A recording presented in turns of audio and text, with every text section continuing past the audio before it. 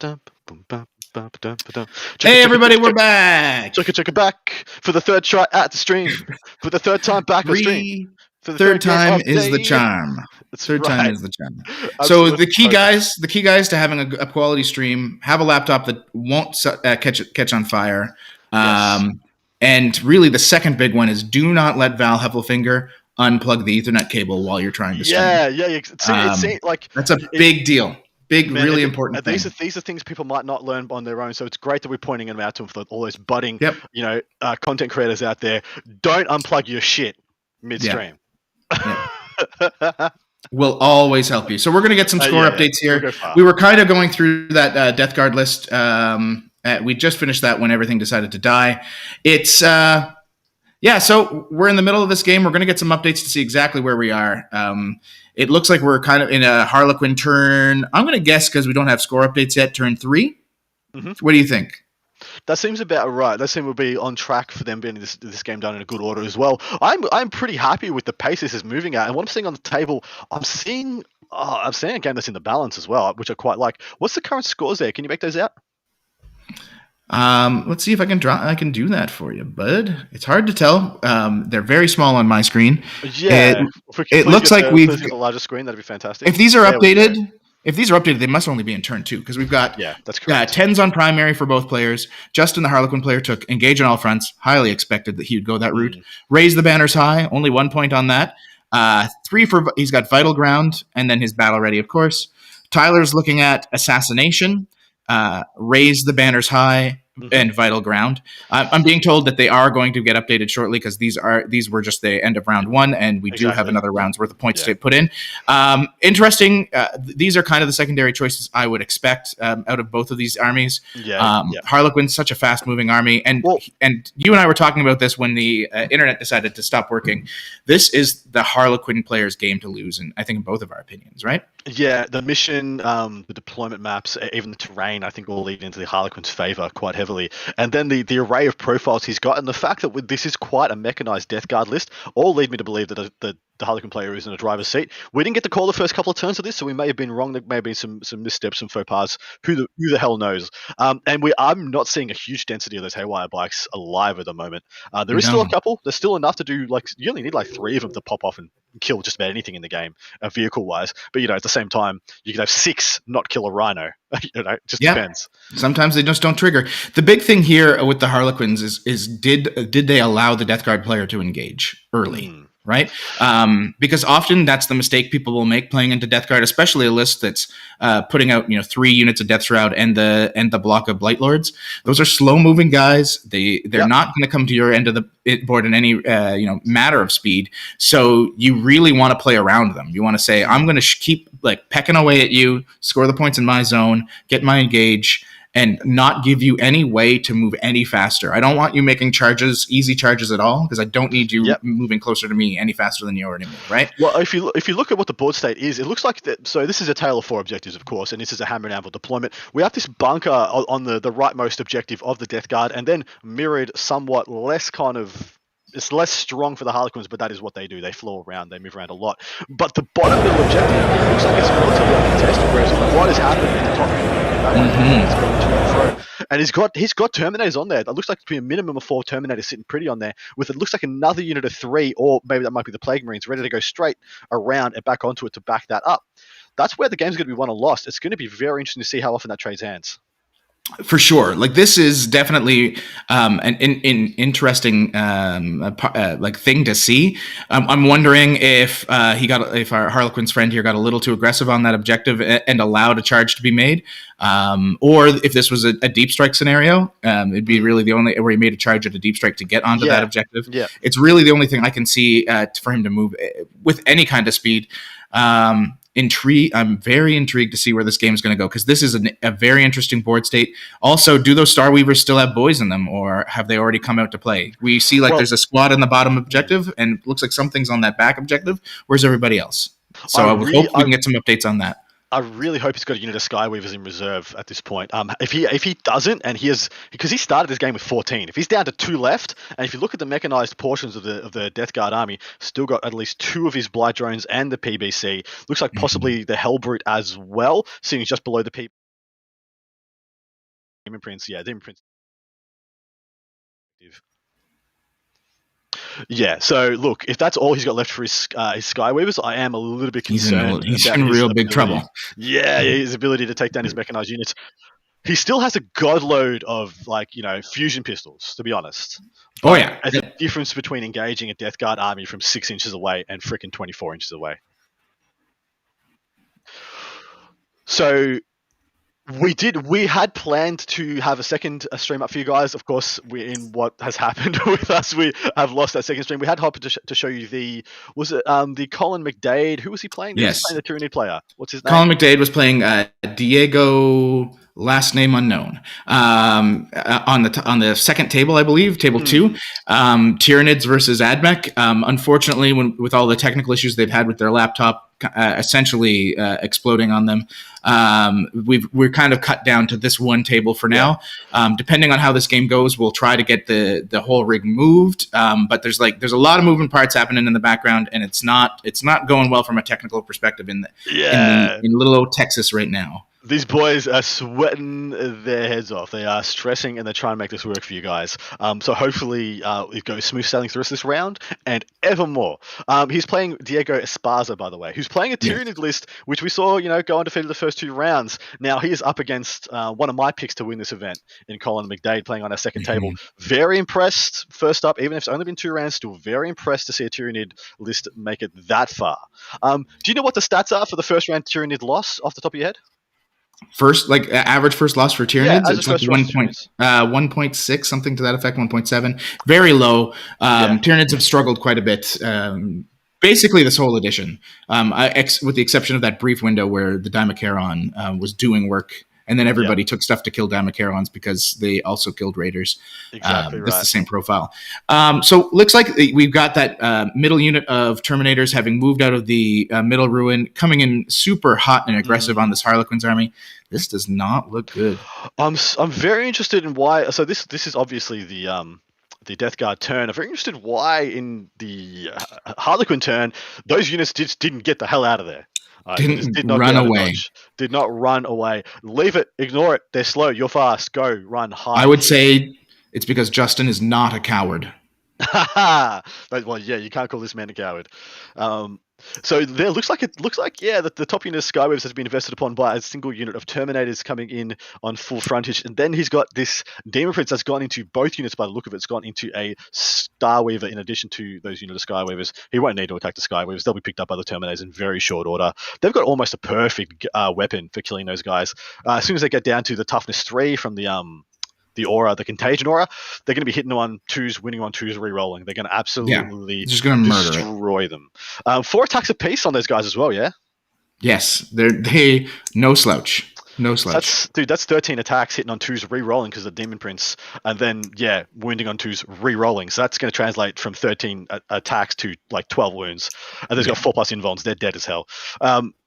So averages, they averaged, on the 4+ invuln, they averaged to kill 3 bikes straight out. The bikes are 3 wounds? Yes. Yeah, they're not 4 wounds, but it wouldn't matter even if they were. So that means the DP is good odds to kill this Starweaver as well. If the contents come out of it, and who knows, if he's a baller, the contents come out and do a 6-inch disembark, they might get on that objective, and that might have been the plan the whole time. Yeah, maybe that's his play, and then you got a bunch of fusion pistols. If that's the Dreaming Shadow one, we'll have to wait and hopefully get an update from a table boss. I don't know where our table boss is. Then, those fusion pistols will pick up something on that objective. Yeah. If there's anything in there, we really hoping that we're not flying blind this whole time. Well, I guess we might just have to wait and see what cracks open. This little jar of mayonnaise that's the Starweaver. What's inside? What kind of surprise? Yeah. Joel Talley has asked Diego Esparza, get the rig moved over so I can flame my friend in chat. You stir our scholar. I love that stuff. Nothing like landing on your mates. Pride of New Brunswick, ? From Tunking Tristan. This guy knows. This guy knows where I'm from. Knows what's up. Yeah, Tomb King Tristan, Prince Edward Islander, loves his potatoes. He knows full well that I'm the pride of New Brunswick. Yeah, loves his potatoes. And Green Gables and potatoes. Oh, sorry, this was still the movement phase. I assumed the Terminators had already charged in. They haven't really charged yet. This is a max aggression, maximum aggression. Well, see, he's He's taken his time. He's moved himself up, and yeah, he's having this big Voltron out from that big central terrain piece. That terrain piece, I can't tell you how big that terrain piece is for defending yourself against things like fusion pistols. Like, Yep. it is just ridiculous. They have to get so damn close, looking around the corners of the terrain in like direct charge range, and they're just going to get smoked on the return, which was forced this Harlequin player to, I think, play a very defensive style, he's still got a lot of boats left. He's still got what I see to be 4 boats full of probably fusions. That's enough fusions and combat to clean up just about everything that's encroaching on his side of the board. So yeah, lot to be played for here, man. Very interesting game. Yep. Hopefully we're going to get some updates here soon. I cannot see this being turn 2. Like, in my brain, how did these Death Guard players get to where they were at turn 2? There's no way. I'm hoping this is a turn 3 scenario. Otherwise, the Harlequin player played way too aggressive and lost some units. Yes. By doing so, and that gave Death Guard just a lot of free movement.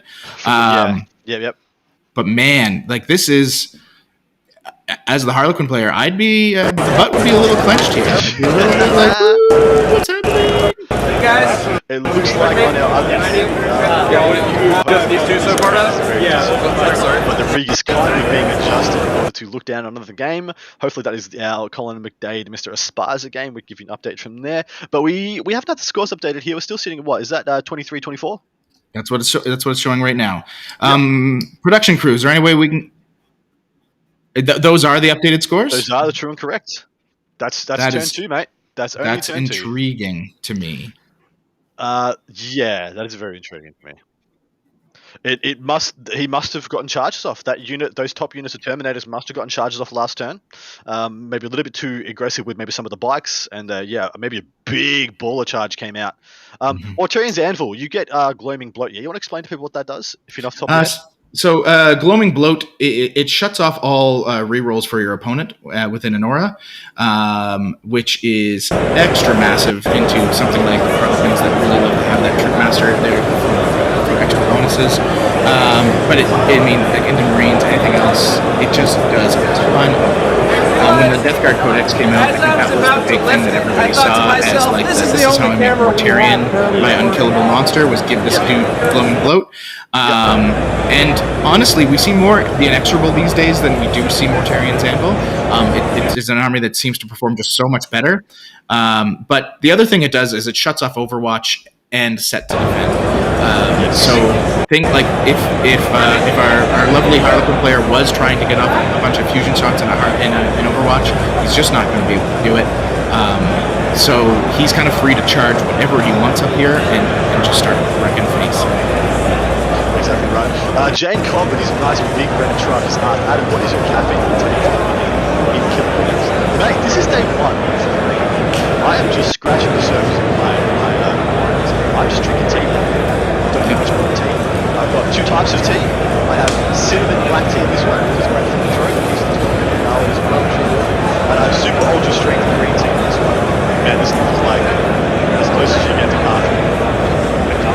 It's proper sweet stuff. Nice.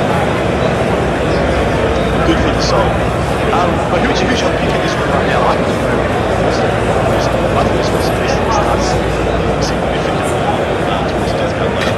Yeah, like our Harlequin's render, he's going to need to start running. Like, and I don't mean into the enemy. He needs to start running away, start playing with the tricks that Harlequins have to start hopping on objectives. If it's really this early in the game, if we're looking at this only being turn 2, which I really find it still hard to believe in my mind. Turn 2 or turn 3.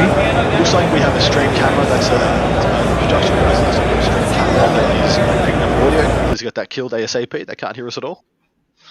Good man. Should be already fixed. Excellent. Pete, say exactly what you were saying. Okay, like this Harlequin player, he needs to start moving. He's going to have to start playing the board objective game. Really, if this really is only turn 2 and they've been playing this slow, maybe the deployment took a long time. Like, he probably has something in reserves he can recall on. I'm really hopeful we'll get some kind of updates there to see what is in play for him outside of the board. Because if he's already lost all the Skyweavers, I don't think he has hope. Yeah, me either. But if he does have that extra squad in reserve, or if they're hiding in a building we cannot see, there is a game here to be had. Oh, for sure. I mean, he's almost in his opponent's deployment down in the bottom left. It looks like the Death Guard player is just choosing to ignore that unit, which is perfectly fine. He's got that huge Death Star models in the middle on his objective, and that's all he cares about. And nothing's going to threaten that anytime soon. Nah, so agreed. So all he would need to do now, though, if he can clear this top middle objective again, that will be the game in return. But the problem is, though, Harlequin fusion pistols ain't that good at picking up 3 wound, -1 damage, 4+ invuln terminators. They're very unreliable at it, extremely unreliable. Hitting on 3s, miasma hitting on 4s, you can pump 20 fusions and only kill 2 dudes. It's really bad. Hitting on 4s, 10 hits, wounding on 3s, 7 wounds, 4+ invulnerable save, and then you have the whims of needing to get a 4 showing on the dice. And if you're not in double tap range, if you're not within 3 inches technically, which is bad because these guys get to heroic intervene, so you don't want to be within those inches. Actually, is it inexorable against heroic intervene? Mortarian's Anvil gets one of them does. I know for a fact. I keep thinking it's inexorable. Inexorable gets the subtract 2 from charge rolls. Yeah, of course. So look. The Mortarian's Anvil has the 1 CP. Everything gets heroic intervention. That's right. So you do not want to get within 3 inches and then miss your shot because you just lost. You just lost. No value. And just one of these guys, just one sergeant, can go in and kill something like a Starweaver. Expose the goodies inside and then just flame them down, man. Actually, kind of crazy how much value you can extract from Death Shroud if used appropriately. Well, it's if you let them get within range, they're monsters. Yeah, they're absolute brutal killers. So this looks to be that unit of Blight Lords that's at the top there because I do see 5 models. That's on that objective about to start ripping face.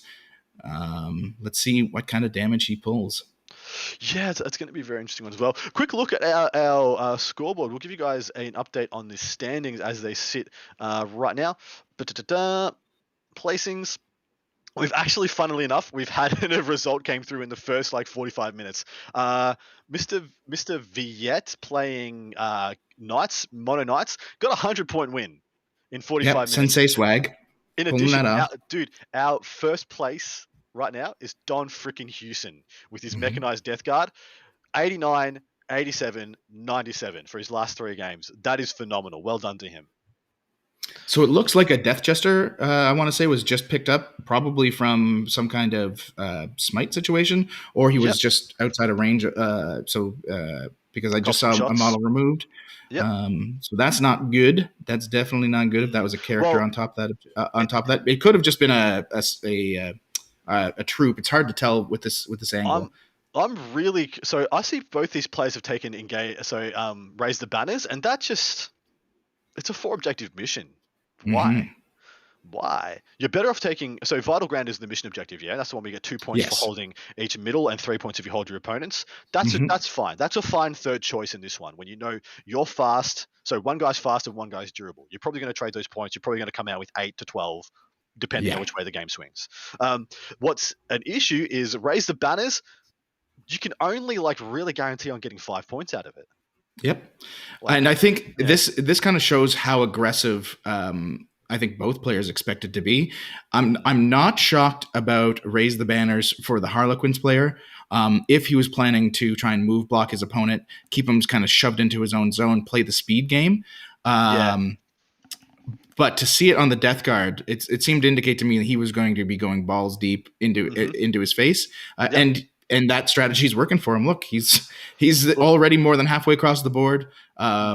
It's not looking good. The board control here, he's got 2/3 of the board now under his control. That's massive. Yeah, he does. And looks like he's just popped. So there's a couple of units being picked up. I think he's just popped the bottom right. Skyweaver has just been looks like got invested in by the PBC. That one looks to be the Hellbrute.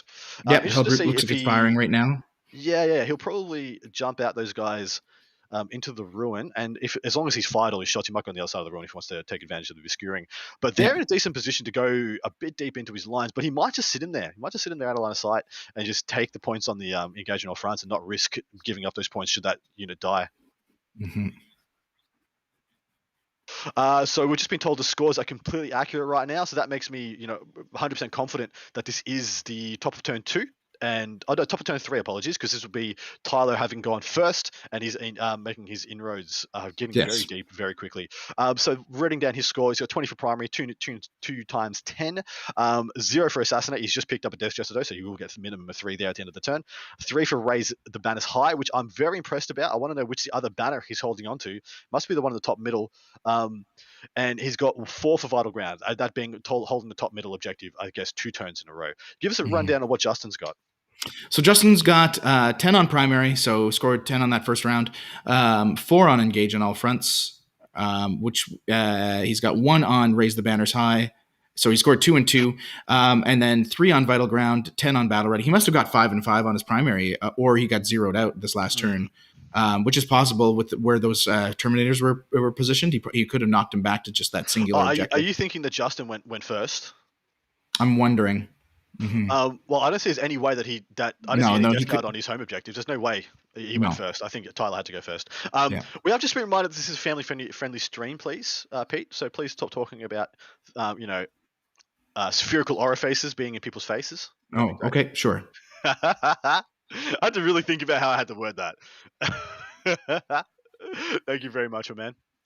I don't like reining you in, but I've made myself rein myself in, and I would be a savage sailor, lyrically, if I was enabled to. This is going to be so. This next turn, I think, decides the game. Yeah, for Justin, if he can't clear this top middle objective, the thing it's cooked. Yeah, he's kind of cooked. Yeah. So it looks like that other Star Weaver's popped. So he's got 2 left on the board. What's the unit down in the bottom right hand corner? Is that a flesh mower? It's hard to tell from this angle. I would assume it's the flesh mower. No, because the flesh mower, I believe, is in the middle of the board right there. He's got 2 shooty ones and 2 flesh and 1 flesh mower. So that's got to be another. That's got to be another shooty one. Maybe he's just there to tap him. Yeah, very interesting.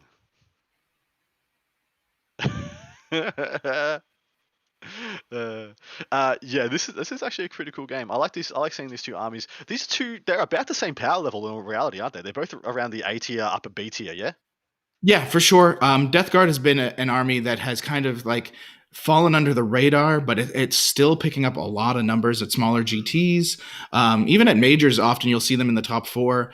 A lot of people have kind of discounted them, but it's an army that if you can't play around them, if you do let them engage you, they will win a lot of matchups, and we're seeing it here, right? He's got to engage these Harlequins, and he's just been picking them up. Death Shroud, Blight Lords, they are no joke. And I'd like to point out that I feel like this is as good a Harlequin army as you can make at the moment. I mean, because you can only take so many of the Harlequin units. There's only so many choices. Looks like into the charge phase right now. It looks like that top right-hand unit for your vision right now has just charged into the Skyweavers. We'll see the Demon Prince join them in and probably straddle the 2 units going into whatever got out of that Skyweaver in addition. Possibly make a big enough charge if he just wants to charge. Well, those termies kill the Skyweavers. Don't waste the DP if you can. No, DP's going into these troops. Should try and go into both if you can. Go into the Skyweaver as a Starweaver behind as well if it's an option. I want to see if he puts this blow drone into that unit, which I think is only a 2-man. We can see it on the Harlequin player's side of the table now. His vision. You see, there's only 2 Harlequins left there from that unit that got out of the Starweaver, and it looks like they'll get the blow drone in the face as well. So he looks like he's going to Overwatch. I'm assuming he must be just outside of range of the Gloaming Bloat right now. Otherwise, it would be shut off. We're seeing some dice rolled. If this is the Dreaming Shadow unit, then he's hoping to get some, double, triple shots off on this Demon Prince and pick it up. Yeah. I would like to point out, looks like nothing happened. I did start saying that this Harlequin army is almost as good as a Harlequin army can be if you want to stick mono Harlequins. You've only got, like I said, there's only so many options in the book. You only take so many detachments. You need a density of CP in order to make this list function. But I would say that I don't think this is a fully optimized Death Guard list, and it's putting this Harlequin list in work to the sword right as we speak right now. That could flip on a dime at any point. But I look at what the Harlequin player has probably lost, and it's significant. I look at what I think the Death Guard players lost, and I can't honestly point to much. No. I mean, of the models we've talked about, he's still got those 3 Blight drones. He's still got that Plague Burst Crawler. He's still got the Hellbrute, Demon Prince up there. All 3 units of Terminators, by the looks of things, are still alive. This is a really bad place for this Harlequin player to be. I can't imagine this going anywhere but up for Death Guard. Papa Nurgle's got to be proud. So I've just had that been asked twice now. I didn't quite get to it in the last time. How is the Ravenwing secondary Death on the Wind being scored this weekend? Please clarify for me. I as I understand it, there's no real two ways to score it. It's just because it was FAQ'd, right? Yeah, so now it has to be max distance. You have to physically move the displaced distance. Sorry. Yeah, you have to have physically moved the distance. Doesn't have to be a straight line, but if you have to be 12 inches from where you started, you can go around stuff as long as you finish 12 inches from where you started. But you have to move the distance. You can't just say, "Oh, I'm going to hop 6 inches and hop back." I never liked doing that anyway. I thought that was pretty weak. Seeing as it's such a good secondary, if it was a really hard secondary to score, I'd be more inclined to jank it. But I'm of the opinion you don't really need to. You can find millions of ways and means to just get those points. For sure. I played a 4-flyer Dark Angels list with 3 Talon Masters in addition, and I scored 12 points turn 1 twice with that. Just 12 points turn 1 on a secondary. Like, what is that? What is that? The amount of scoring pressure that puts on is horrific. So we're looking at, I'm assuming, based on these rolls, that this is the Terminators into the Skyweavers. Yep. It's into this. It's in the Demon Prince of the troops. I was trying to figure out why he was rolling damage on single wound models, but there he goes. He only picked up 2 guys. That's a bit of a weak source effort there. Yep. Suck it, Demon Prince. Stop being bad. Suck it. Yeah, man. Even paid for wings on you. You still suck. So the top unit of Terminators does look like that is the Blight Lords, and it looks like you got a unit of Death Shrouds into the bottom Starweaver, and then looks like the Hellbrute made it into combat, made the charge into those 2 Harlequin troop at the bottom of the screen. It looks like we've got another unit of Death Shrouds sitting in the middle of the table, and they're really well positioned with the Flesh Mower. Looks like possibly in addition to a character, they can go up or down. Very well spotted right there. If I had to make a punt, it's a unit of Plague Marines sitting behind that upper boulder line, for lack of a better word. Yep, kind of just towing in on that objective.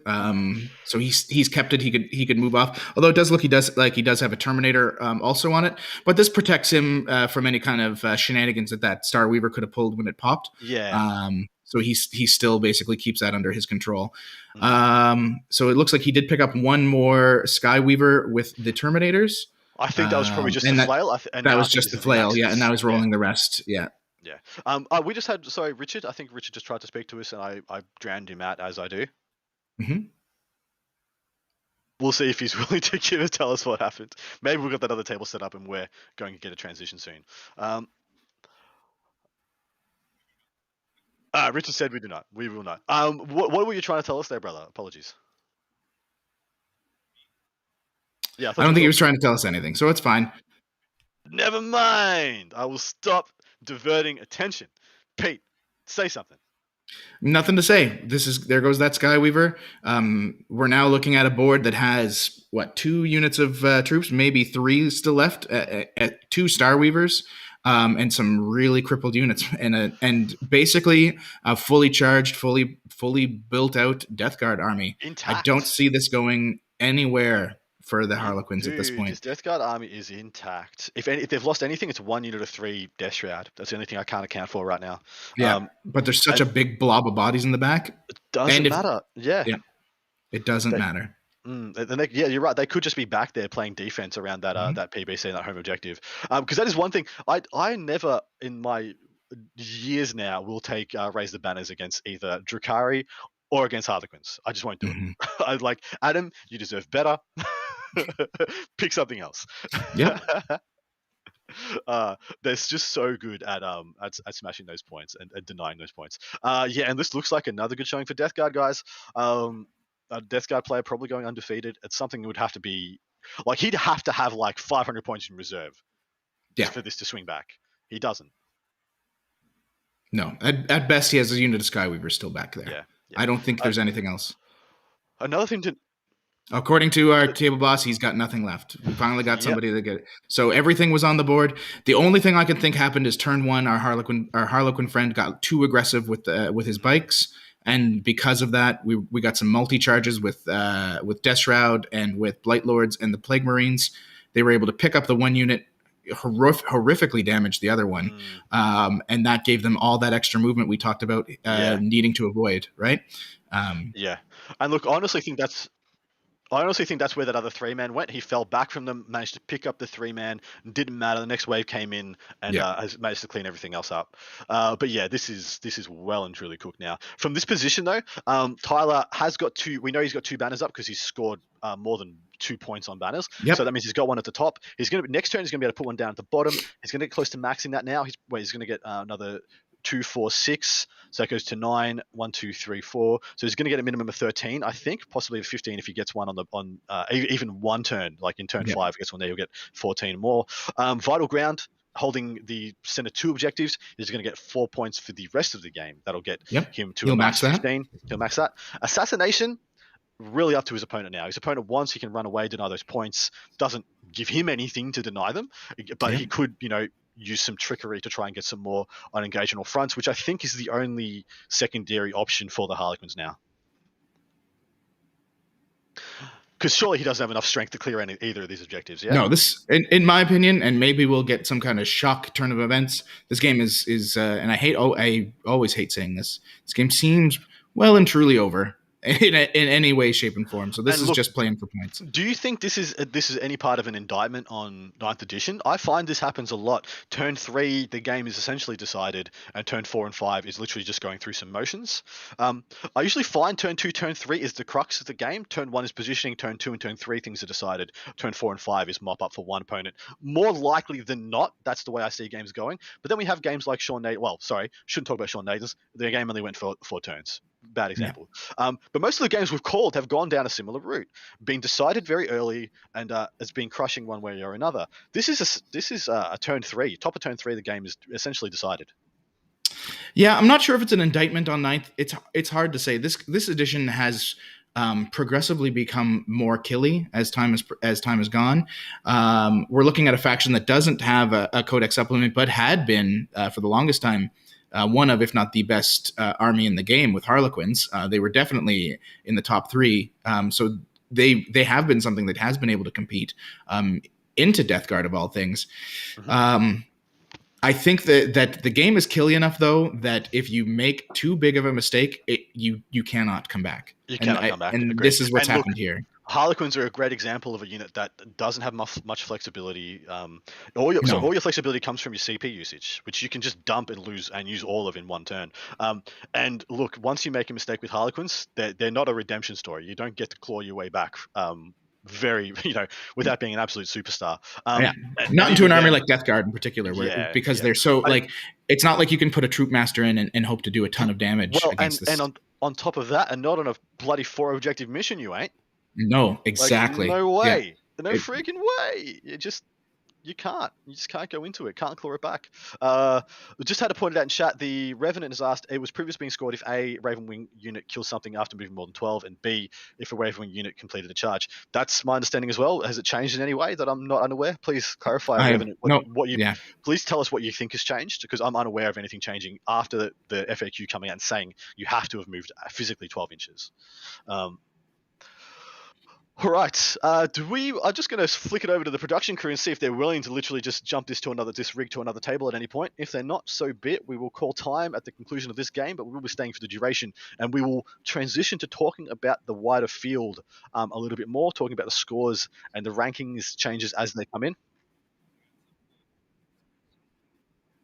Yeah, Rich has got in our ear. Our table boss has got some updates for us. Reel them off, mate.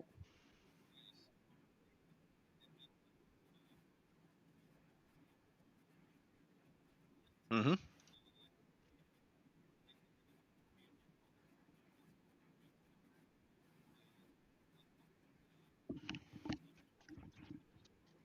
Yep. Don Houston sitting in first place at the moment. We've just been told that Sean Nathan looks like he's up in his game. But it also been told that the general feel of the round is that people are playing this one a bit slow. And Pete, do you have any ideas why that would be?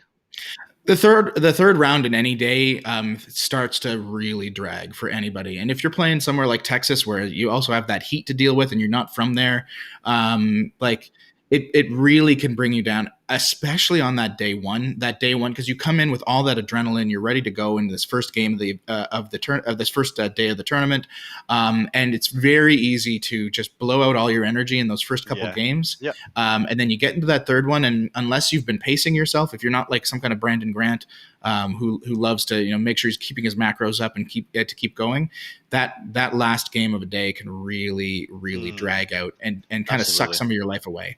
Yeah. We have had someone just asked. Dennis Morris has asked, Adam, why don't you get Pajama Pants and Mr. Alan Abramovich, my brother on the Thursday show, on here with you guys with good chemistry and know a lot? That's because Alan just had a baby. In all honesty, I would love to have Alan on this time or any time in the future. I think he'd be great to call a game with. He literally just had a beautiful baby girl a couple of days ago. So good luck to him and his wonderful wife. Hopefully they're doing great and getting some freaking sleep. But also, we've just been asked if we can transition now. If it is at all possible for one of us to pipe this rig over to another table, we should. I believe that's true as well. We've also been told about a gentleman named Wyatt Turk who's gone 2-1 with 2 Lords of Skulls. I'm going to see who that guy's playing game 4, because if he's playing any matchup that doesn't look like one guy's just going to get tabled in a turn, we're going to put that one on tomorrow, as long as both gentlemen are willing. Okay, we'll try to find you a game. It does look like the Demon Prince was picked up by those by the Fusion Blasters on the troop at the top. Makes me believe that those were the Dreaming Shadow ones. To have 3 guys pick up the Demon Prince, unless he just rolled real hot. So Demon Prince gone. Looks like he's also picked up a death, maybe not a death shroud, but something from that middle was removed as well. Still, though, guys, like, it's hard to say that there's going to be much that the Harlequin player is going to pull out other than points. He's making all the right moves from the position he's in order to guarantee he's going to get some more points. I'm surprised he didn't advance that Starweaver to get over into the top right-hand quadrant in order to get another engagement or fronts point, because it looks like the 2 Harlequin troop in engagement with the Hellbrute are still there and they're still holding that down. So it's actually a point that against him that he didn't go and grab that, because he'd get another one for engagement or fronts. In all honesty, he did get a 10 on primary. It looks like he has Harlequin troop on the bottom middle objective engaged with the Deshrat. Looks like they did just pick one up either through combat or shooting fusion pistols into their teeth, which is always a good time. Now, I would be curious to see where it goes from here, but I'm not that curious. I know what's going to happen here. The next turn for the Death Guard, he kills him down to literally nothing but what's left on his far left-hand objective, and in all likelihood, he could shoot that Flesh Mower straight down his throat if he wanted to, onto that back objective, and just take him right off. In fact, that's exactly what I'd be doing. For sure. So let's find another table for everybody. We've been told that Colin McDade into Nid's matchup is kind of a blowout, so that's probably not one we're going to try to get a hold of you guys for, because we're just going to be kind of watching cleanup in that one. What do you think? People in the chat, go in and look at anyone on the top 30 tables, because those are the ones that are easily accessible for our production team. They don't have to run over this massive hall trying to track down which tables what. Anyone in the top 30 tables, not players, in the top 30 tables, let us know if it's an intriguing matchup you guys want to see there, and we'll see if we can get that on you for the last couple of turns of this event. If we had any other scores come in, I'm just going to check the rankings, give it a hit with a refresh, see if Don Houston's still...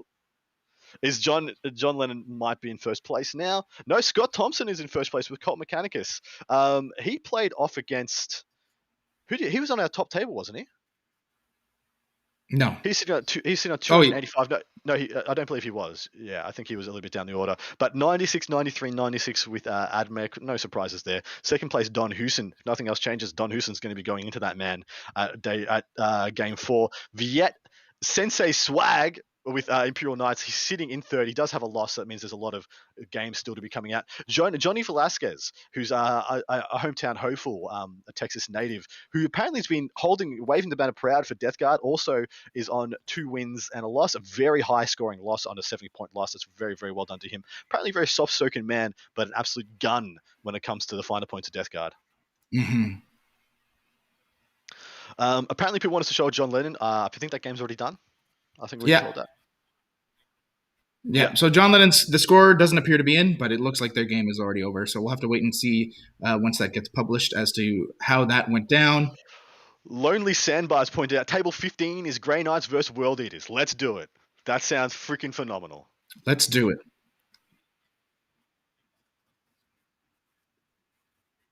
Beautiful. All right. Oh, wow. This is Man, day one, just getting the pipes warmed up, guys. How are you feeling? Are you holding tight, Pete? I'm doing well. I'm doing well. Like I had to step away for game two for a number of reasons, not least of which being that I just wanted Seth the Mad Doc to have a good show. I'm going to step up and turn my light on because it's getting dark here for some reason in Alberta. So I just want to make I sure that I don't look super crazy on the screen. I'll be right back. I assume due to Pete's presentation in round one, he needed to encase himself in some kind of Stargate incubation chamber, as Ra did inside the pyramids, in order to regenerate his life force. He is a necromantic construct after all. Welcome Who am back, Pete. I? Who am I? A Nothing. necromantic construct? Never Okay. heard of it. You didn't hear anything. It's fine. Well, yesterday I drove 10 hours and then recorded with you and Paul for the Thursday show, and then recorded with you for the Art of War Down Under. So I had a good 16-hour day, and then I went to bed at Jesus. 3 in the morning Hmm. and woke up at 7 in the morning to do this. So after the first round, little belly Peter decided it was time he needed a break. So luckily we got to get Seth the Mad Doc in here. He was really excited to talk about the custom Stompa, even though it was a 5-minute match. As will happen when the custom Stompa meets the Silent King. It's true. But still, it was great to hear. Do we have any other matchups that have come in? What are we looking at here? Hyper Bunny 99. He's asked, are the tables in order? A friend is ranked in the 30s right now, but he's on table 55. Look, the tables are not ranked in order. They're ranked at absolute random right now, I believe, or if they're not, I believe they're in random, reverse order they're right now. reversed. So the top table is on the lowest number. Sorry, is on the highest number. If that makes sense. That's what it seemed, but now that I'm looking at it, they're all over the place. So I think they tried to fix it because originally they were in reverse, and now they're just random sandom. So I'm hoping that tomorrow, we've asked tomorrow that this gets fixed so that it's easier for our guys to get at the top tables. Yeah, exactly right. It has actually been an issue for our boys today because so if those of you don't know, we're running these cameras via Bluetooth, I believe, via the Nighthawk system. Correct. So they actually have a range, and this hall is gigantic. So when they're based in a certain region and the top table we want is on the other side of the room, it's a real stress and a real worry of whether or not the hardware is going to hold up to such a trip. It looks like Goat Boy just pulled off a win. Just came in 85-77. Thomas Reedy. Fantastic. Good for him, man. I'm a big Goat Boy fan. When I first joined the 40k community, he was a guy to watch, a guy I used to like listening to and reading his Bowls articles back in the day. Mm-hmm. What's going on, Richard? What do you have to say to us?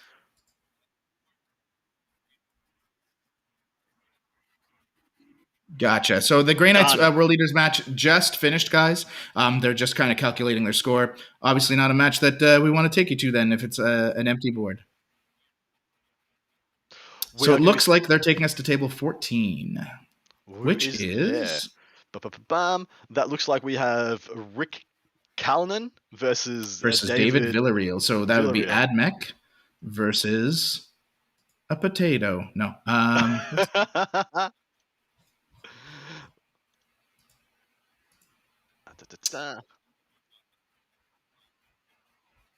Okay, and Rick is playing Grey Knights. Grey Knights versus Admech.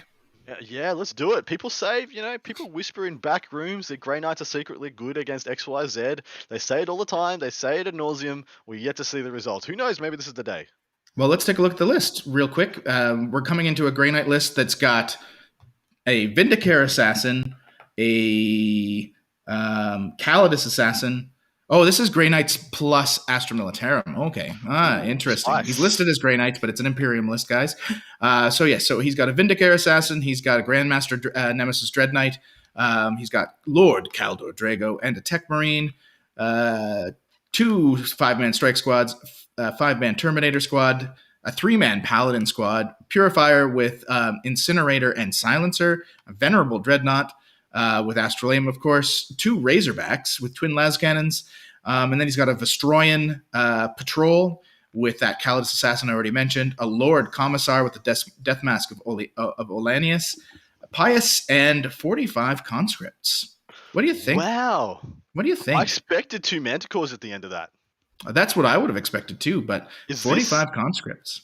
Yeah, so 45, what's the breakdown there? Is that a 30 and a 15, or is it 20, It's a 25 and a 20.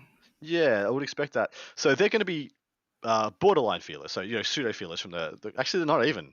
They're actually not even fearless. The Commissar just punks one. So the Olanis Pius thing is a 4+ invulnerable save, and then once per game you can regain D3 lost wounds. So it's actually a harder guy to kill. He could be a little bit of a problem solver when you just chuck him into a problem unit, usually a problem character.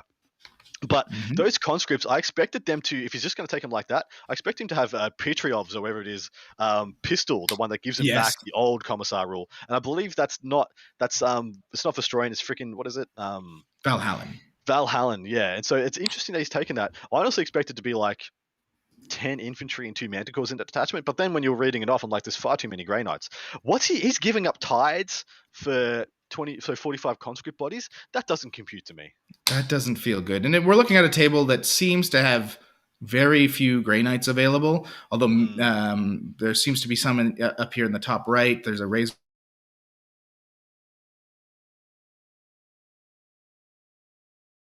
We possibly lost Pete. In that case, I'm going to transition and tell you about this AdMech army. We're already having some people in chat lamenting that we have AdMech on. Look, we tried to get you to a saucy table, the World Eaters versus Grey Knights. One army didn't hold up. One army got spanked, so we just went to the closest table that was still taking place. We went to we just looked up, Grey Knights are over there, and we just slapped it over. This is a Lucius battalion. Starts off with a Marshal, of course, and 2 Manipulite, of course, 20 Rangers, 20 Vanguard, 5 Vanguard, 7 Fulgurites, 5 Infiltrators, 1 unit of 3 las cannon chickens, being Ballistari, and then he has a patrol detachment, this one of Styges. Hey, nice. I actually am quite partial to Styges. He has another Marshal, he has a Dominus, which is interesting. He has 20 Rangers, 5 Rangers, another unit of Iron Striders. This one, a full-fledged 5-man, a single unit of Taraxi with their phosphor torches, or of course, and 1 bomber. Man, that is a lot of chickens. That is 8 las cannon chickens in a 3-man and a 5-man.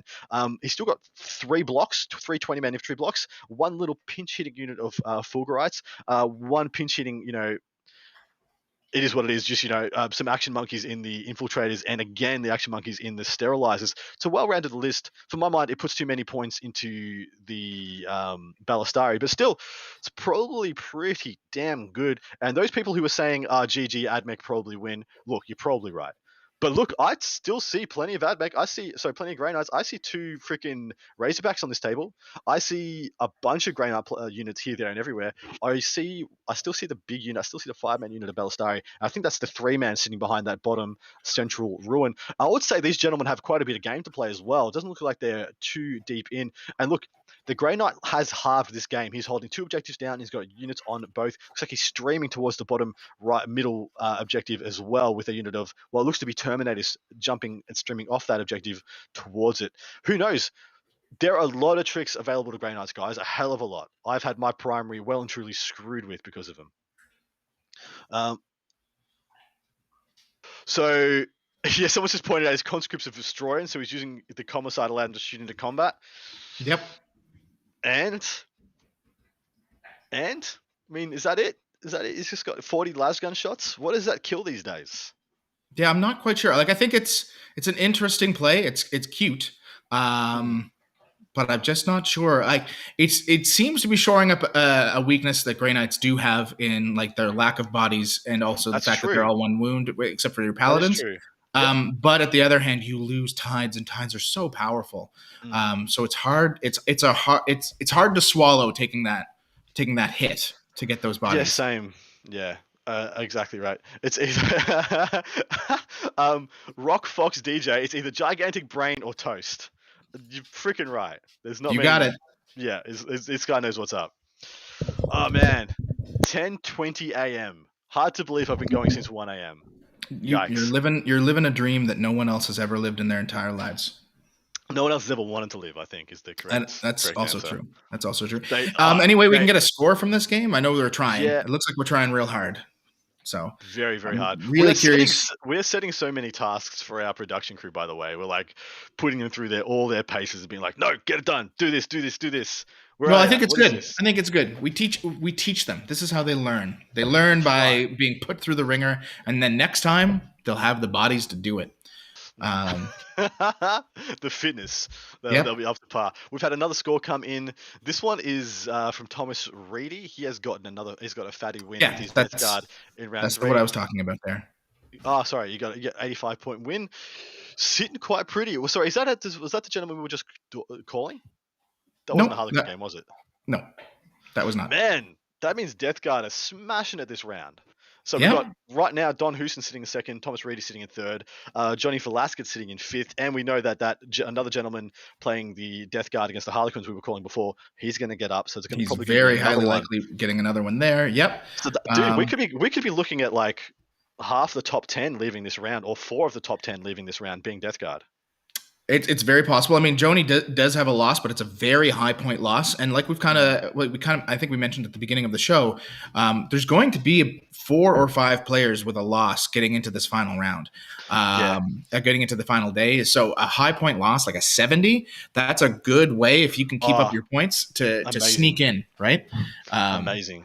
I mean, we see the same Viet with his 74 point loss, right? Do you know how many players we have at this event? Like they're starting, because I counted it off at I think there was like 160-ish. We're around 160 actual players. Yes. Yeah. So I mean, round 1, 80 winners. Round 2, 40 winners. Round 3, 20 winners.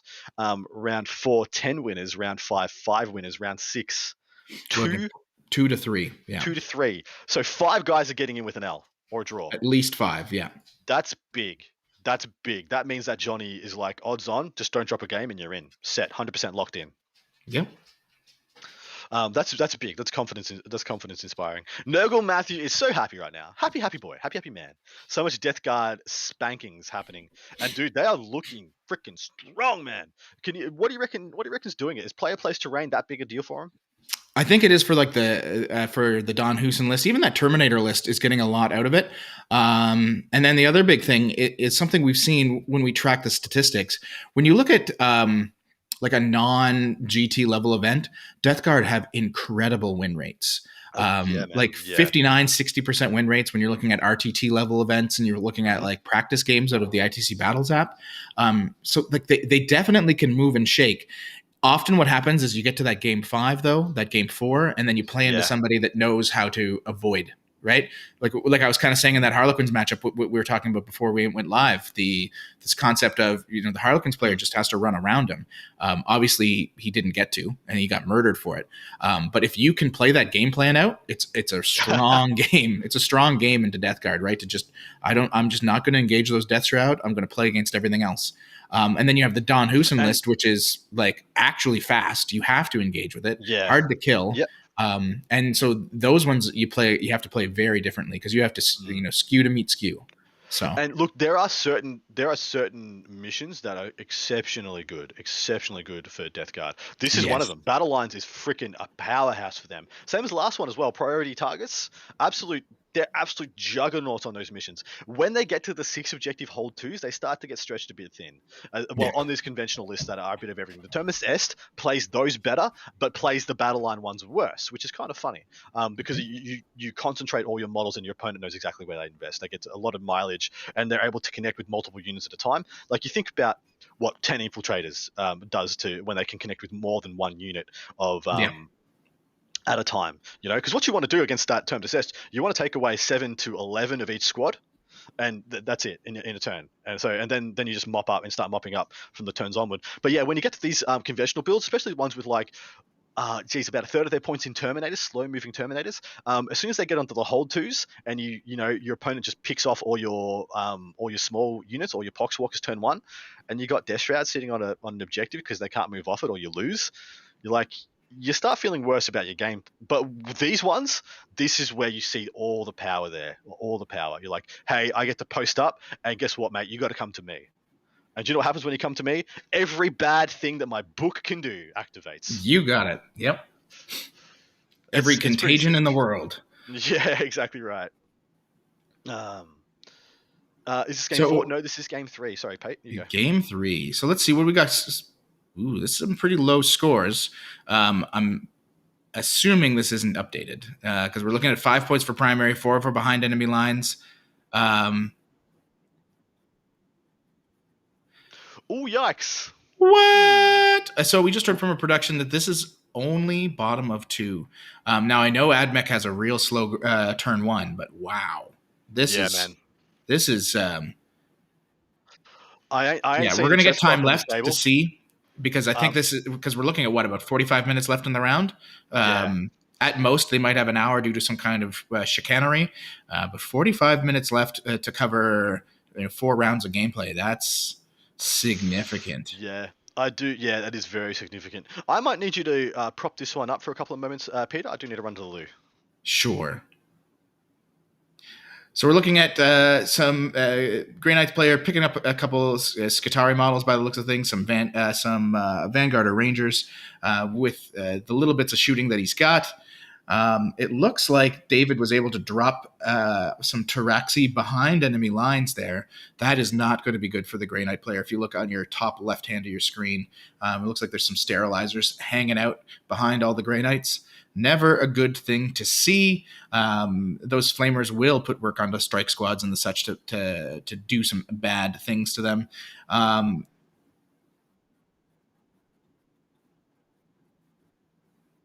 Okay, so there are 40 minutes left in this game. Grey Knight player has 25 minutes left. Admech only has 15 minutes remaining, and we're on bottom of 2. So David here has 15 minutes to get through his last 3 rounds.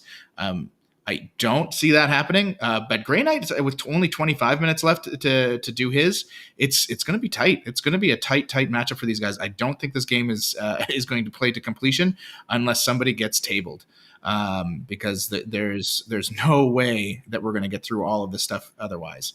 But hey, I mean, both players seem to be pretty casually tossing dice, like nothing matters. We'll have to see how this continues to play out.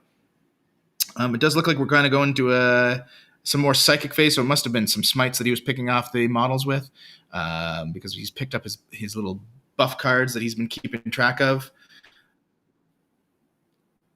Let's see what's going on next.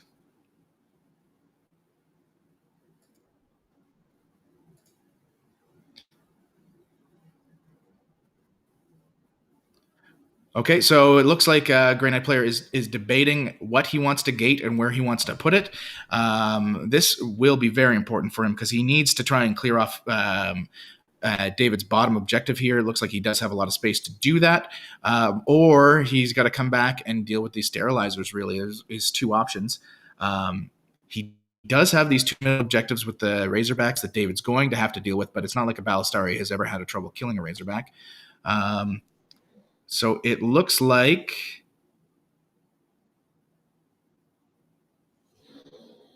he must have skipped out on gate because he's now just rolling dice. Richard, can you tell me what's going on here? He failed gate. Yep. And so what's he doing now? Is this just his combat going into shooting? Okay, yeah. So he's popping some shots into the Taraxi. Let's see what he manages to pick up, if anything.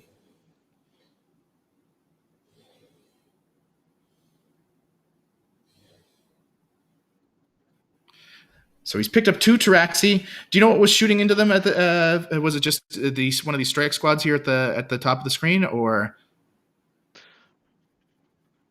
Oh, yeah. Hey guys. Hey Adam, you're not missing much. We just finished the Grey Knight Psychic phase. Most failures. A smite did go off, and right now our Grey Knight player is trying to pick up the Taraxi that are in his back line there. He's managed to pick up 2. It does look like there's 4 or 5 remaining though. Yeah, exactly right. Moose Radamus says, so how do armies that don't have an insane mobility deal with death guard lists? They don't, I'm assuming. That is a thing. You can go toe-to-toe with them. I found that Dark Angels, on the durability side of things and the mobility side of things, you just want to go the Termies and the Blade Guard and stuff. You can go toe-to-toe with them because, your transhuman makes their -1 toughness irrelevant. Doesn't matter anything. Mm-hmm. Doesn't mean squat. And there are other armies that can do similar things. Surprisingly, something that hasn't been explored for Drukhari players, and something that has been explored here, is the -1 damage sub-faction. And a lot of people in Australia were taking things like 2 big blocks of Grotesque with -1 damage, and they were holding up really good into Death Guard. Really, really good.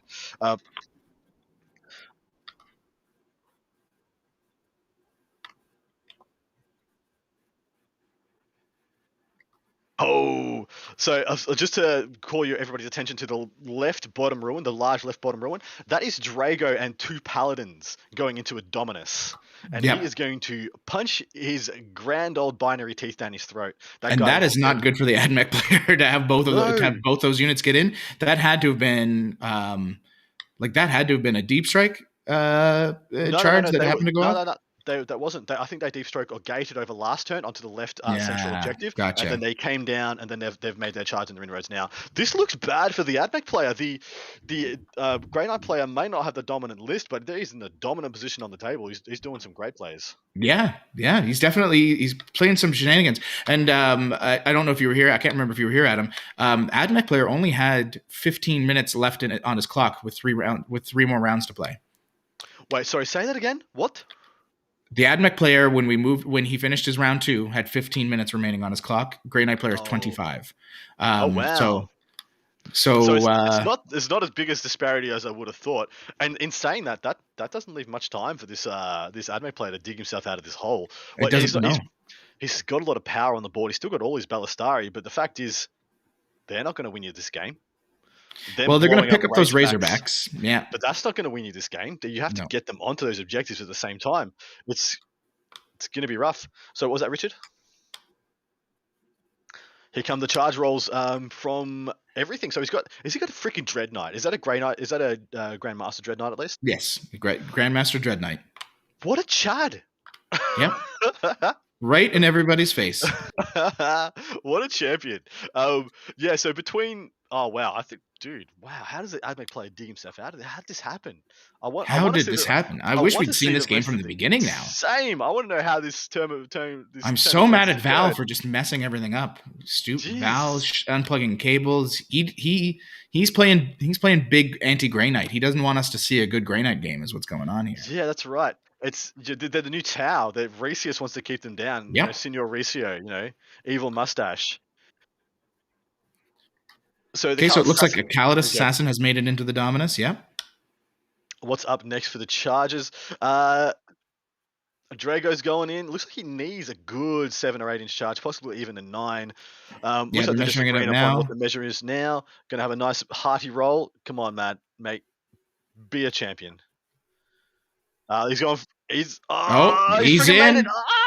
The crowd goes wild. What an animal. This is some real stuff here, guys. This is it looks like the Paladins are trying to go in. Just for those who don't know, this is Grey Knights, a C-tier army against the best army in the game. Oof! Oh, the Paladins made it into. I'm pretty sure that's a dead dude. When you just make all your charges, life is very good. He boxcars, double sixes. He's double sixed on the Grandmaster Dread Knight. It's going into these Skitarii. Oh my man! Engaged on all fronts. Boom, boom. I hopefully got that secondary as well, so I can double entendre that bad boy. It's really weird. Like, I fully expect in the new book that Dread Knights get a sweep ability, right? Surely they get a sweep. They must. It looks like a strike squad there is going into another unit of Skitarii in that building.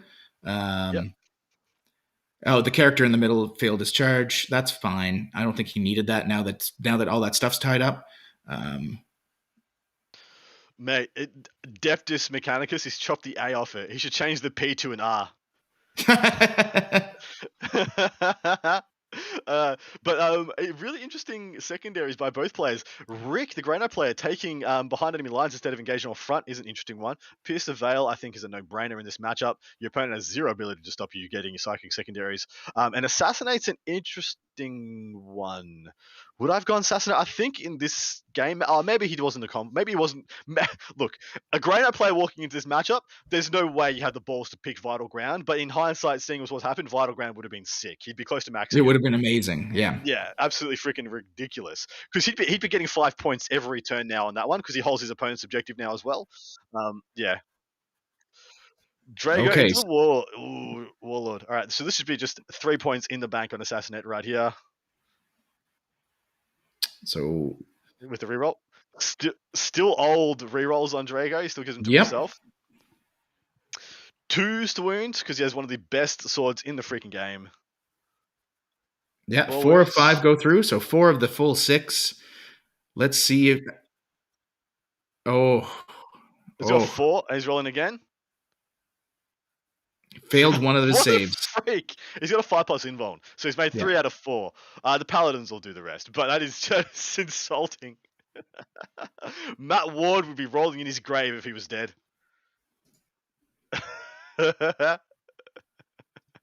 It's so good.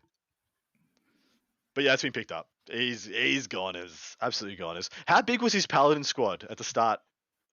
Pete, did he have a 10 it was a 3-man. He's got like a min 3-man squad. Well, I think only 3. I think there's only 3 in that squad. Looks like 3 have made it into combat with Drago, so fully unmolested. How interesting! What an interesting concept to have min squads of pallies. I suppose if you're not getting ties, it's actually not the worst thing in the world, because you're unshackled from having to invest in all those extra weapons and stuff.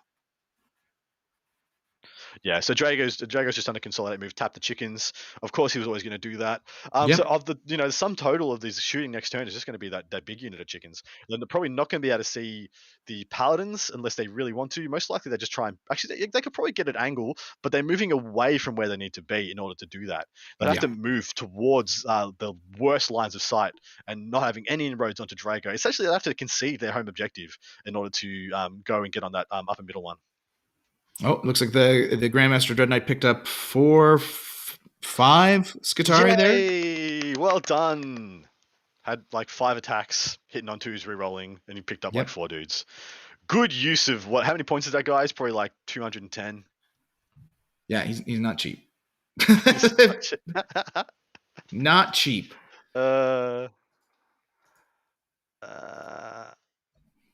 Why? Now, guys, both of these players are 1-1, I believe, right now. David had already lost in his first round.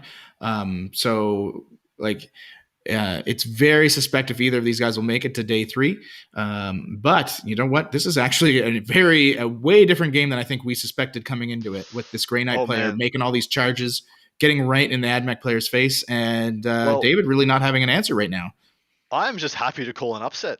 Like, I mean, not an upset on the table, but an upset on the cards, on the factions. Might be the first one we've seen today. I think things like the Stomper game, when we saw all the external factors going their way, e.g., they get to pick they get the better side of the terrain. They get to go first. They're into a good archetype matchup, and we're just like, no surprises what happened there. Same can be said very much for the Colin McDade game, which we think is going down right now.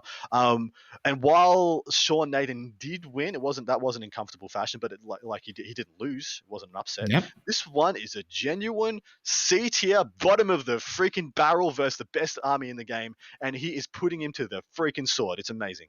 Yeah, this is great. This is absolutely excellent. Now, it's not that David can't get out. I mean, he's still got those sterilizers in the back. It looks like he's got 3 left, so they're not going to do a ton of work, but they can pick up bodies.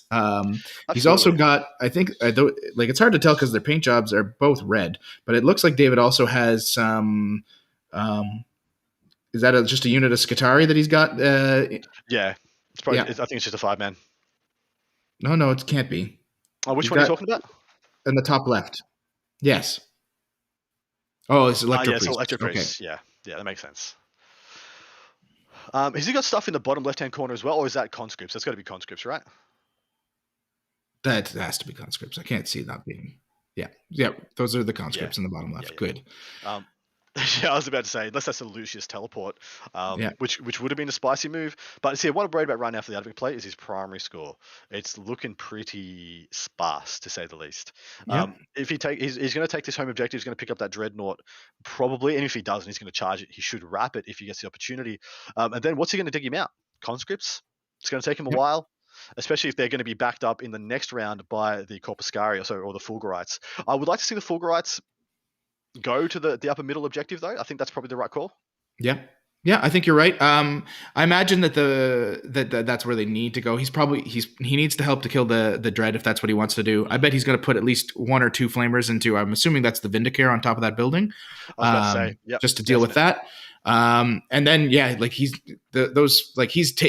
taken that side of the board. He's flipped the board in that respect in terms of where the control is. But he's got a big mess to clean up in his deployment zone. A big mess that he's got to get rid of. I don't think he has the time. He hasn't got the time on the clock, man. Yeah.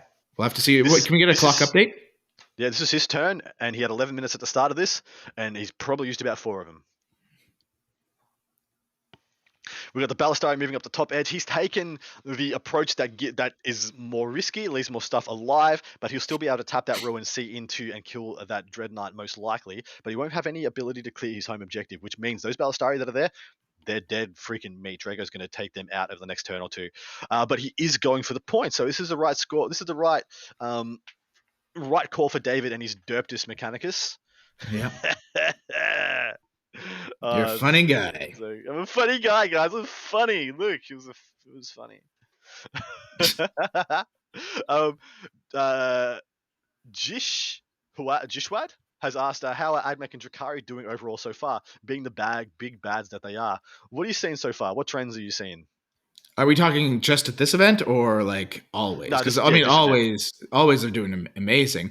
But currently at this event, if we look at the games that have finished going into day 2, Admech in first place with a 3-0, Admech in fourth place with a 3-0. There weren't a lot of Admech players here to begin with. Last we heard, Colin McDade was also going to be pulling off a win. Now, the fact that game's still going, who knows what's actually playing out there. But that's at least 3 Admech players undefeated. And I believe there were only 8 in attendance at the event. We're seeing here David struggling a little bit with his. And in our first round, we had Frankie Giampapa beat an Admech list. But definitely Brad Townsend also looks like he's going to be undefeated with Admech. So of about half of them are going to be undefeated that attended going into day 2. Drukari, there are a few Drukari players on 2-0. We're waiting to get their results. We'll have to see, like Tyler Johnson. Exactly right. I just scrolled down. Tyler Johnson in 43rd is the top. Well, sorry, the first Drukari that's come up that is undefeated so far with his third round to come in. There is, I think, 2 above him, but they've both taken a loss already. Yeah, Peyton Priest is the only other Drukari that's currently undefeated. Here's the thing: Drukari have a really bad matchup into Admech, and with their slight nerf, there were a bunch of factions that were kind of almost there and able to beat them. They got big lift from that. So even though they are still one of the big bads with a massive 62% win rate, they're not into that 70 zone that they had been for so long, and that in an event like this is going to make a big difference. As does player place terrain. A big thing for Drukari was their ability to adapt to any terrain they had to see because they're so fast. But your opponent being able to make that game, switch that game plan up on you, definitely puts you at a bit of a disadvantage. So, absolutely. We're seeing the flyer pop on the board. Turns out David still had his bomber left. I don't really know what the bomber's going to be targeting here. If he looks like he's lined up to go either into that Razorback or the Terminators and Drago. No, none of those are good options. You're not going to kill. It's a bomber. It's not going to kill any of those things. But maybe he didn't have the better option. I would have been just lining it up to smash down the conscripts. What the conscripts are going to do, they're going to run up and take that home objective back away from you. So putting all the stubber shots in there made a lot of sense to me. Yeah. But maybe he didn't. Maybe he didn't have the drop zone. Quite a bit of the board's being bodied out right now. But I thought they were 30-inch range on the stubbers or 36-inch range, so they could shoot from anywhere. Maybe he's in range now for all we know. Yeah, we'll have to wait and see. It looks like this is the Taraxi going into the Dread. Interesting. Maybe losing the Dominus and his other characters. He really doesn't care about the Vindicare anymore, so he's just going to let him live. Because he didn't take Assassinate or anything to really get any points out of that. Looks like we've got the Ballistari now shooting into combat. Doesn't look like the Dread took many wounds, if any at all. We're just seeing him roll. He's rolling 2 shots at a time. What would be? Maybe he's gone for the So it looks like got 2 hits, 2 wounds, 1 wound, sorry. And looks like he has made a invuln save. If that was Drago, he definitely made that save on a full plus. And seeing as he didn't see him roll any damage, he's done the next 2 shots. Interesting that he's doing these 2 at a time. Not quite sure why they do that. Unless he's split. One of them had to shoot. Unless one of them has to shoot into Drago, or 2 of them have to shoot into Drago or something. Yeah, it does look like a Paladin got picked up here. Paladin got picked up. Yeah. I mean, it's day 3+1. As soon as you fail a save, it's just a dead pally. Yep.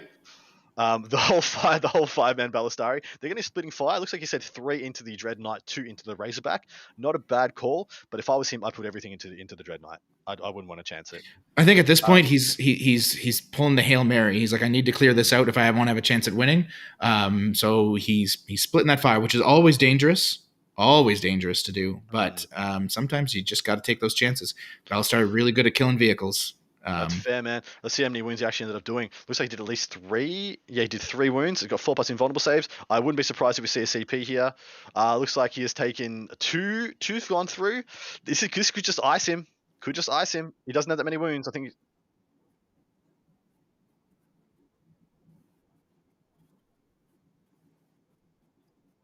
Oh, that's pretty unfortunate. We just found out that David Villarreal has been positioning himself to do retrieve Octarius data and then forgot every turn. So he has not been getting it. Yeah. He got it. He got it for the first time. Yeah, it looks like the Grandmaster Dread Knight. It did what it was supposed to do. Man. Maybe killed a few Skitarii, forced some shots, and then got picked up by those Ballistari. Don't you justify that 205-point model to kill, what was it, 4 Skitarii models? And just get picked up. Given how good Skitarii are right now, that was a trade up, in my opinion. That was a trade up. Straight up. Straight to the moon.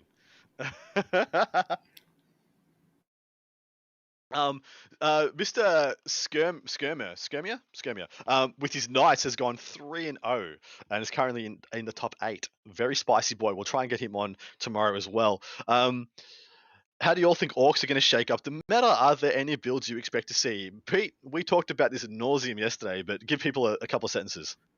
I think that there is a very strong squig hero hammer build that is going to shake things up dramatically. Those squig buggies with their out of line of sight fire are just so powerful that people are going to have to stop going with the MSU if orcs show up too much. And then you've got all those squig hogs that are absolutely pointed to max efficiency. And the characters on squigs, like, it's mostly new stuff that's amazing, but it's really amazing. And then they've still got a lot of good tools with commandos, with storm boys. If you want to go goffs, they will do a lot of work, or death skulls to steal objectives. Yep. The Daka Jet, absolutely incredible for its points. Like, there's going to be a lot of builds. I believe there's going to be one ridiculous, like, Evil Sun / Snake Bites build that's probably going to be the way to go, or some kind of variation where they just go all squiggy boys. And it's just going to be hard to move. I expect it to do very well, especially in the right hands. Yeah, agreed. Looks like we have gotten that Razorback picked up from the top middle objective as well, and it looks like the Taraxi have made the charge. They are going for the wrap on that Dreadnought. That is. Oh no, he's not going for the wrap. Maybe he's going to do it with the Consolidate. Maybe we'll do a Consolidate. He must be. Must be. Surely. Looks like he just shot the.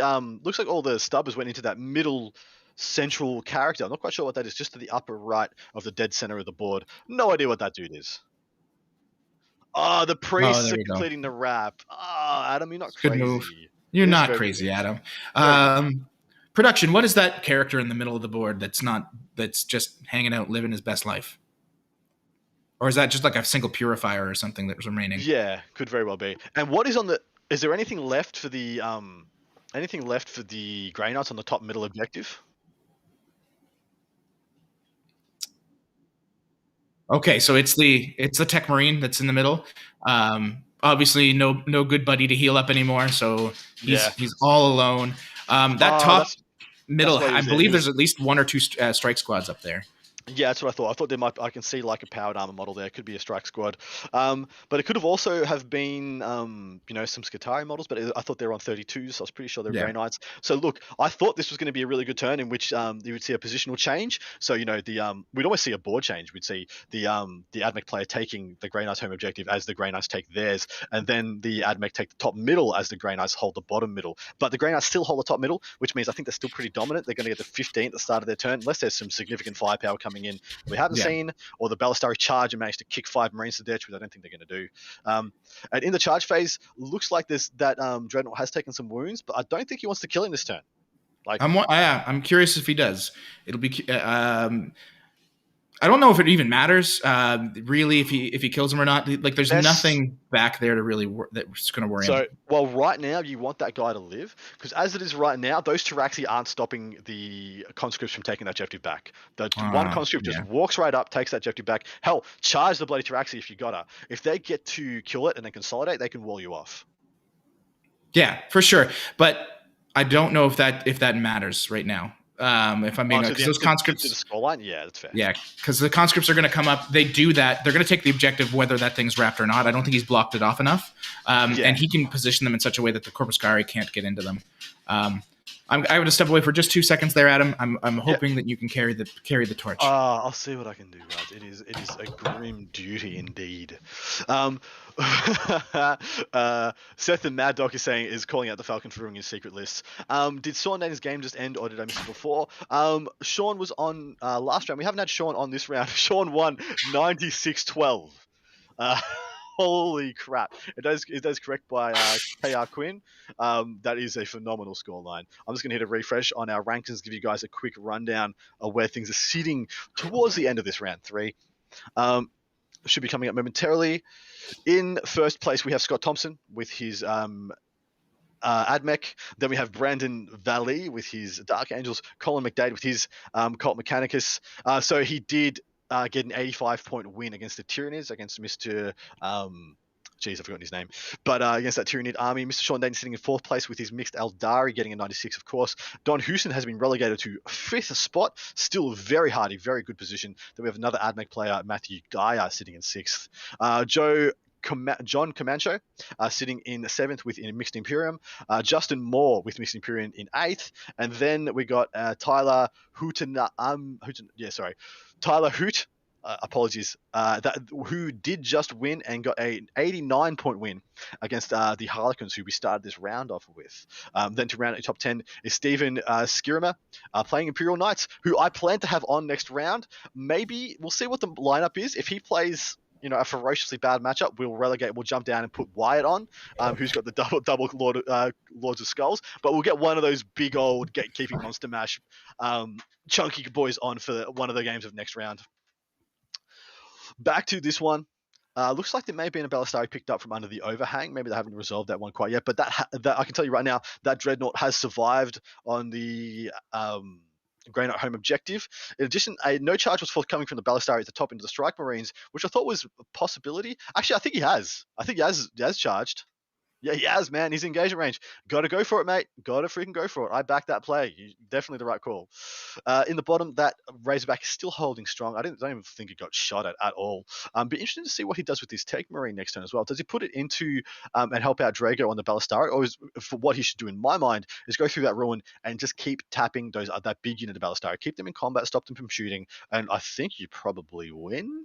Depending, because I don't think they have enough time here. I think the 15 he's about to pick up for Rick in this next turn is what is going to win him the game and tilt this heavily in his favor. For the primary right now, it is 15 apiece, 15 all. Behind enemy lines is sitting at 8 for Rick. So, man, that thing's paying dividends. So maybe I was completely wrong, especially seeing as he's got Drago and a unit of Paladins into his back lines. So he's going to be picking up 4 points a turn, 2 more turns, and that thing is absolutely maxed. Well done to him. He's picked up 2 characters as well for 6 points. Pierce the Veil, a big old diggity donut. That is quite interesting, seeing as he has no real. I would just have to assume he forgot.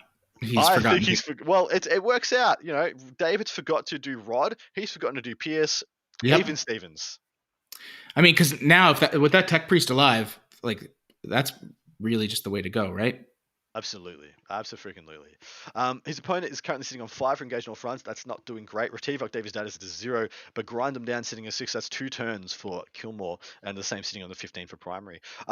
Rich, if you're there, are you able to get us an update on the scores if these are accurate? Although, no, we're still in combat, so we haven't gone into Rick's... Yeah, so it looks like Drago picked up the Ballistari, but it blew up and did immortal to everybody around it. Well, so they're going to be sitting strong. What do you do there, Pete? Do you leave the Paladins there and move Drago off to do the charge, or do you do vice versa? I really here's the thing. He's got to do something because now David can kind of fully let go with those Skitarii into either one of those guys and pick it up. Yeah. So I think Drago has to get into those Skitarii and get stuck in as hard as he can. Or if there's any place he can hide in that ruin, he needs to kind of kitty corner in and hope for the best. The Ballistari are going to be an issue no matter what, the ones in that top, because I don't think David cares anymore about that Razorback at the bottom. He needs to clear out these scary dudes in the back. So I imagine they'll just die if he doesn't do anything. Legitimately, there's there's like 10 wounds of Grey Knights on those 2 objectives for him to clear up. One Yeah. clear shooting phase, he gets both pretty Yep. reliably. So he needs to keep them tapped. Those strikes need to stay strong in that combat. Either that or he, gates him out, charge him with something else. But I don't think there's anything else close enough to get in there other than the Tech Marine. If he doesn't want to go Pierce the Veil, which I think Pierce the Veil is the better choice, he can go in there, tap them with the Tech Marine as well. I would Yep. like to see Drago hunker down on the objective and the Paladins go in. Drago can just contribute shooting, stay out of line of sight of the Ballistari, and just keep getting that objective points for the essentially AdMech home objective. So interesting how they've traded spots. I think it's pretty funny, really.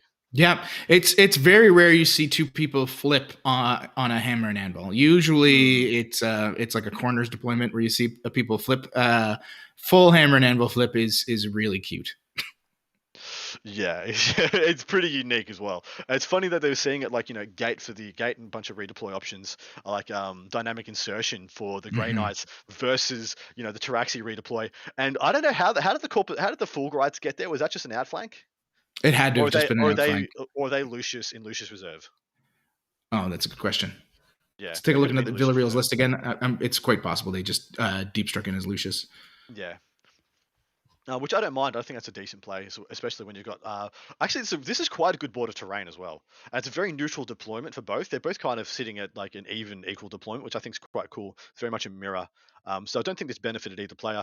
Did the Grey Knights went first, didn't they? At least that's what this board states led me to believe. Because yeah, we just had the bottom of turn for AdMech. It looks like we're going to the top for 3.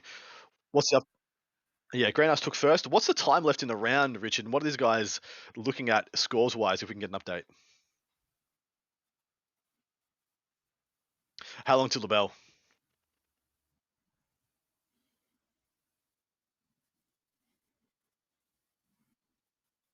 Okay. I'm really confused. Significantly confused.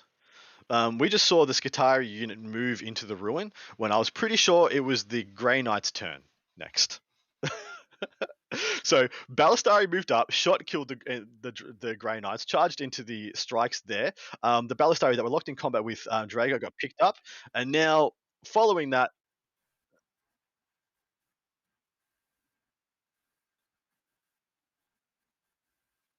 Oh, wow! That makes a lot more sense. Okay, that makes a tremendous amount more sense. So the Grey Knight players timed out. Yeah, this has switched. This is full on flipped. AdMech have all the time in the world they need to finish this game off now. So for those who aren't tracking right now, these two gentlemen got their clocks incorrect, and when we read it back to you guys, it was flipped to the obvious sides that it would be allocated. So we thought it was the AdMech player who was about to time out. It wasn't. It was the Grey Knight player. They have now officially timed out, and the AdMech player is just playing out the rest of their game. Yep, and that's real good for the AdMech player. This is definitely his game now, because all poor Drago and friends can do is roll saves. Yep. We did. This is the second game we've seen AdMech game go to the wire, go to the timer, and this one's going to come down. This is going to be the reason Grey Knights lost. I hate to say it, because they had more time on the board. They were in prime pole position. Yep, and now that he can't do anything back, he's just going to be picking up models. And David, unless these scores are wrong, wasn't far enough behind for it to matter. Yeah, exactly right. Bit of a shame. Look, he can still score behind enemy lines. He can't. Assassinate is dead to him, dead to rights, and Pierce the Veil is dead to rights as well. Legitimately, he just has to hope he rolls enough saves that he gets another round of primary score. Otherwise, yeah, this one is absolutely in. Yeah, and that's all because of that clock mix-up. If the AdMech was timing out, or if this was even time left on the board, I think the Grey Knights are going to carry the day. As it is, AdMech player can just take him time, mop it up. Yep. Well, that's unfortunate. We'll play out and see what the final score is, because there's only a few minutes left in the round. But yeah, this if the Grey Knight player has timed out, this is it. I cannot see this going the right way, which is too bad. With 5 Ballistari on the board and 3 turns of shooting, there's no freaking way. There is no way. Yep. Yeah, this guy gets wiped from here, and it's a sad state of affairs, because he was going to freaking beat AdMech with Grey Knights, man. But as it is, well played to David. He, maybe he played conservative on the clock because he knew what the result was going to be, saw the writing on the wall, and yeah, now he's going to play a very succinct game. He's doing it just just bare minimum movements. He stayed outside of 3 inches. I saw him measuring Drago's 3-inch movement. He's just moved those Skitarii just to get around him onto that objective. His home objective is his again. Mm-hmm. His opponent's home objective is his. He's cleared off the upper middle, and all the Ballistari need to do is shoot the Razorback off the bottom, and then Rick will get 0 points for the remainder of this game. And he's going to score like even just 115 on primary. He takes wins. The lead, right? Yeah, exactly right. And there's no way to stop him from getting 30 points for the next 2 turns. Because this is his turn 3, yeah? Grey Knight's I think this is his turn 4, right? Because he skipped the Grey Knight turn 4. So this must be his turn 4. True. Yeah. This is the bottom of 4. Yeah. So he's going to get 15 there and then 15 at the end of the game.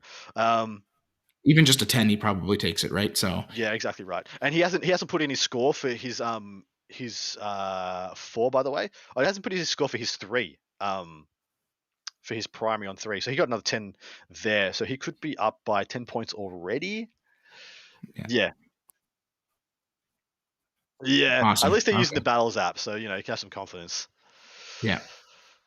That bomber. We're gonna get a final score here, update here soon. But I think at this point, David's just like making sure that he doesn't get screwed out of at a game points more than anything. Yeah, exactly right. He doesn't have much incentive to kill anything. The only real, he doesn't actually really incentive to kill anything. He just has incentive to make sure he gets his rod. And he gets 1 kill each turn for grind them down. That's it. That's all he needs to do. So he's got to kill that Razorback with the Ballistari or pick up something small and just keep doing that. Don't pick up both. The only mistake he might make is picking up both the Tech Marine and the Razorback this turn. Yep. And so I mean, he could go into Drago and try and deny the 4 points on behind enemy lines, but it honestly doesn't offer him anything. He's already taken the objective back. Stuff it. Yep. Stuff it in its entirety. And I wouldn't even roll the shots for the Rangers. It's just taking up time you don't need. The Ballistari is the only thing you need to shoot to get 2 shooting phases out of to do everything you need to do this game.